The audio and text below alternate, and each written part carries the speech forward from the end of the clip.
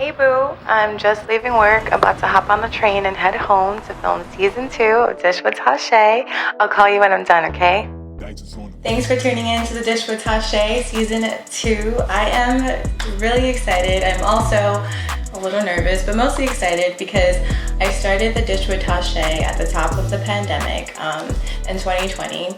And it got to a point where I was like, okay, either I'm gonna create or I'm gonna lose my mind.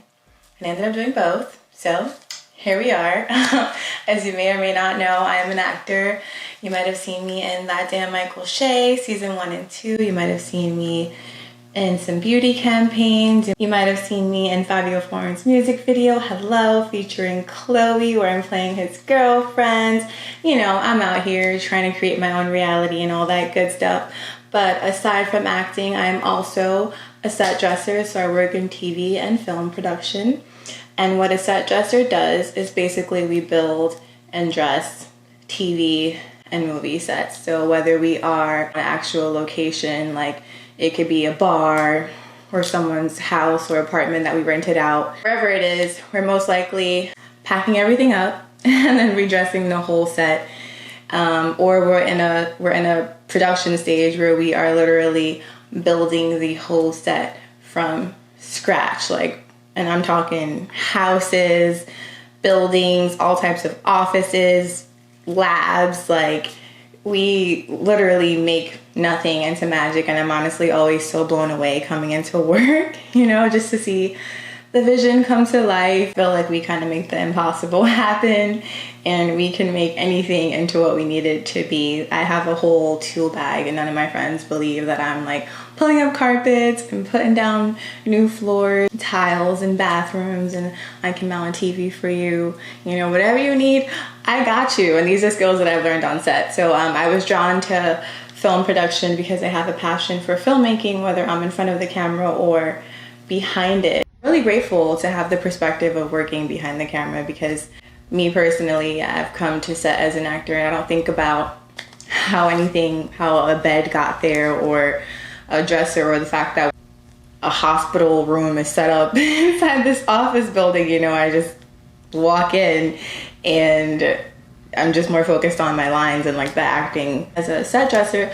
I really get to see the ins and outs of filmmaking, and I hope one day to be able to create my own projects. Working behind the scenes, I just have so much more respect for film production crews because everyone works really hard. If you know anyone that works in film production, they're most likely sleep deprived. We work really hard, blood, sweat, and tears, literally blood, sweat, and tears. I have pictures of me just bleeding out the hands. One thing that was really cool to me was how intricate all the details are when you're a set dresser. Everything is so important, and it could be it could seem so small in retrospect, but the way a bed is made, or the way a pillow is placed on a couch, or the way a picture is hung, or the way the curtains drape in a window, everything has to be perfect and everything is intentional. We work really hard, but most people are really passionate about their job, so it makes it all worth it in the end. It's pretty cool. I love what I do.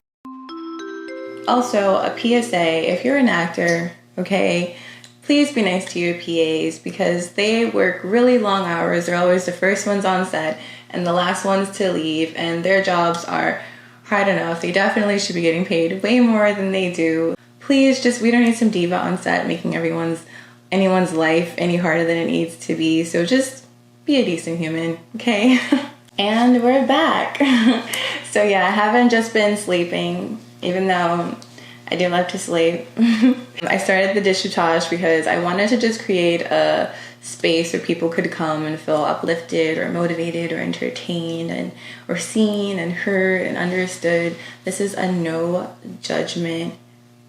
judgment-free space. And just wanted to make people feel good, a place where people can come and just escape from whatever they're dealing with and just feel good for a few minutes. A lot of times when we watch TV shows or movies, you might not remember the actor's name, but you'll always remember how they made you feel. And that's kind of the impact I wanted to have on people. You might not remember anything else I said in the episode, but you'll remember how you felt when you watched it. And I also wanted to give you guys some tips on surviving New York City as an actor from my personal experience. And the first one is to get a flexible job so you have time for auditions. And this is important. It was very important for me. It might be helpful or beneficial to get a job that doesn't require you to be there during business hours, like during the day, because a lot of times like this industry is very last minute and unpredictable. So you might get an audition and then it's due the next day and it's like 10 pages. Like that's happened like real life. Or you might get a call back that's the same day, or you might have to meet with your agent or your manager and have an emergency meeting like the same day to prep you for something that you might have booked. So getting a job that would be at night would be more helpful. For me, I was working as a server for a while, working at night, and it helped me. Second one was to don't get caught up in the New York City nightlife. Yeah, this one, I've seen this happen a lot of times with people who are actors, and especially if you're not from here, I feel like it's easy to come here and get caught up in like just the club life, because people will always be inviting you somewhere, and there'll always be a celebrity or free bottles, or you're invited to a VIP section, so you kind of get lost in like the hype of it all.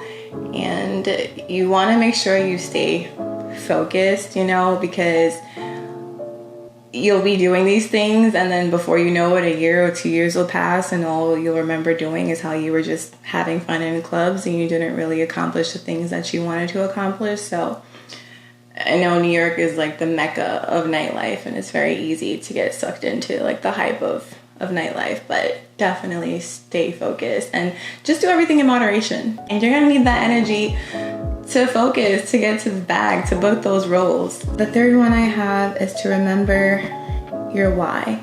And it's as simple as that, you know, remember why you're doing this. Remember why you're still pushing. Remember why you're even here working as hard as you do. Remember why you got up this morning. What motivated you to get up? What pushes you to be here, to keep going? You know, just remember your why. Oh, don't be afraid to fail.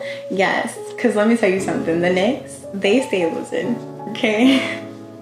No disrespect to the Knicks, but the Knicks stay losing, but they're still one of the most respected teams, you know, and the games that they do win, those are the games that matter, just like the Bronx Bombers, aka the Yankees. The Yankees have definitely lost more games than they've won, but the games that they do win, like the World Series, those are the ones that matter. So don't be afraid to fail, because the failures just prepare you for the wins. Is to don't compare your journey or your path to anyone else's. Yeah, I feel like it's very easy to get caught up in to looking at what someone else is doing and comparing it to where you are in life or where you're not in life. But we're all on our own individual timelines and journeys. So, and we all have our own battles and struggles that we're facing and lessons that we have to learn at different times. So don't compare your progress to anyone else's progress. You know, what's for you is for you, and no one can take away what's for you, because that's already written in the stars.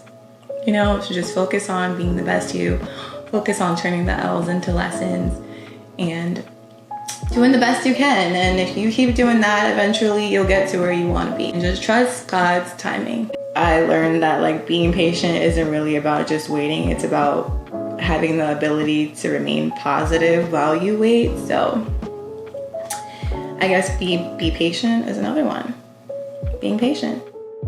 And the last one is to just focus on just chilling out more. You know, when you learn to just chill out and focus on feeling good, like feeling good is the fastest way to alignment. So when you're like stressed about booking something or reaching any kind of acting goal, you know, when you're stressed and you're not feeling good, you can't attract good things, because thoughts become things. So don't even focus too much on what you want. Just focus on feeling good and being in a receiving mode.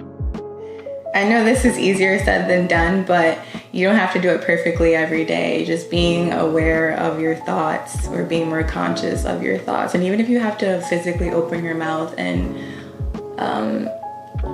reject the negative thoughts by saying something positive out loud. That helps too, and it helps you get back on track. So let all the negative thoughts and all the negative stuff go. Like I've learned with emotions come in waves, you know? So it's okay to feel them, but don't hold on to them. Just ride the wave. So thank you for tuning in. Thank you for watching. I have some really exciting content coming and some special guests coming to the Dish with Tashay. I love you for watching. I will see you next time. I hope that you were uplifted, motivated, inspired, or at the very least, I hope you were entertained. And I'll see you next time. Bye.